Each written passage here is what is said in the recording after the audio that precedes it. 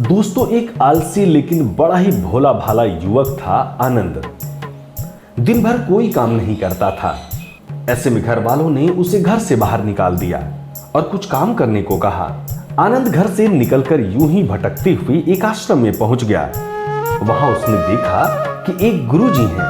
उनके शिष्य कोई काम नहीं करते, बस मंदिर में पूजा करते हैं। उसने सोचा ये उसके लिए बड़ी अच्छी जगह है। कोई काम धंधा नहीं, बस पूजा ही तो करनी है। उसने गुरुजी से आज्ञा ली और वहां रहने लगा। आनंद मजे से आश्रम में रह रहा था। न कोई काम न कोई धाम, बस खाओ और प्रभु की भक्ति में भजन गाओ।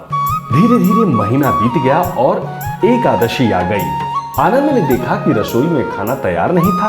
उसने गुरुजी से पूछा तो उन्होंने बताया कि आश्रम में सभी का एकादशी का उपवास है। आनंद बोला, गुरुजी बिना भोजन वो तो मर ही जाएगा। इस पर गुरुजी बोले, उपवास रखना तो मन पर निर्भर करता है, कोई अनिवार्यता नहीं है, इसलिए वो खुद ही अपना भोजन बनाए और खाए, लेकिन ये काम उसको नदी के पार जाकर करना होगा। आनंद ने लकड़ी, खाना बनाने का सामान आदि लिया और नदी के पार चल दिया। इसी बीच गुरुजी बोले, जब तुम भोजन बना लो तो प्रभु श्री राम को भोग अवश्य लगा देना। आनंद ने जैसे तैसे खाना बनाया और खाने के लिए बैठा। इसी बीच उसे याद आया कि गुरुजी ने भगवान को भोग लगाने को ही कहा था। वो भजन गाने लगा, लेकिन वो भोला मानस जानता ही नहीं था कि प्रभु साक्षात नहीं आएंगे। लेकिन उसके लिए गुरुजी का आदेश मानना भी बेहद जरूरी था। काफी देर बाद वो बोला कि देखो प्रभु राम जी, मैं समझ गया हूँ कि आप क्यों नहीं आ रहे हो, क्योंकि मैंने रूखा सूखा खाना जो बनाया है। आपको मिष्ठान खाने की जो आदत है। उसने कहा, एक बात और बता दूं, भगवान आज आश्रम में कुछ नहीं बना है, इसीलिए खाना हो तो ये भोग ही खा लो। प्रभु श्री राम अपने भक्त की सरलता पर मुस्कुराए और माता सीता के साथ प्रकट हो गए।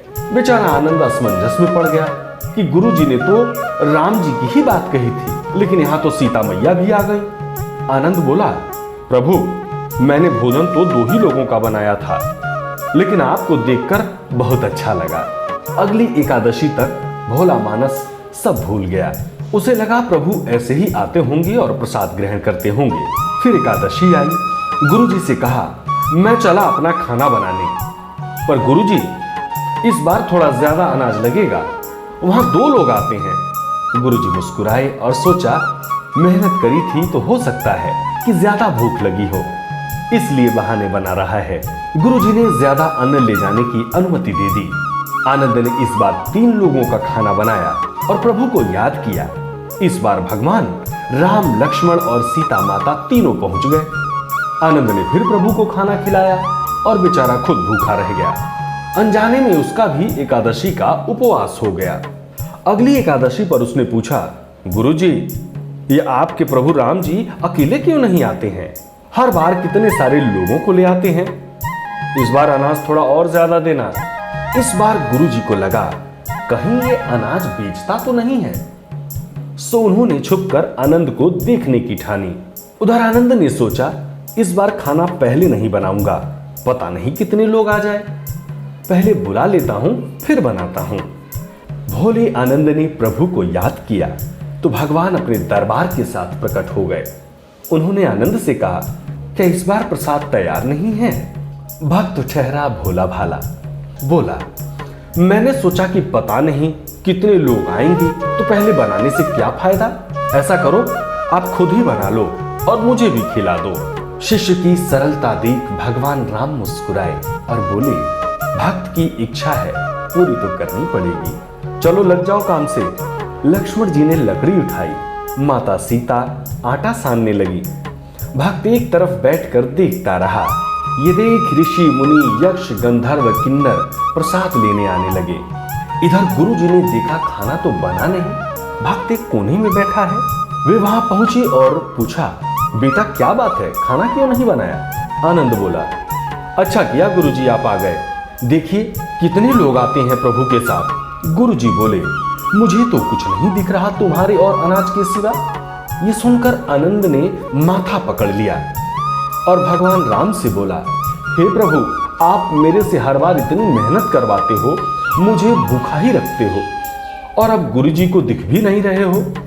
ये सुनकर प्रभु बोले, मैं उन्हें नहीं दिख सकता।